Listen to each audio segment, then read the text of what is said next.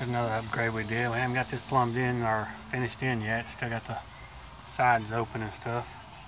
We'll put a refrigerator, 110 volt. Some Gatorades in there and stuff, but still got the plastic on it. Got to finish it up, but getting it together. I still got the spots here for the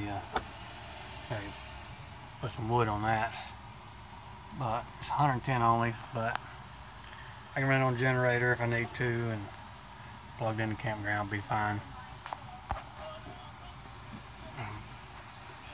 Getting it all ready.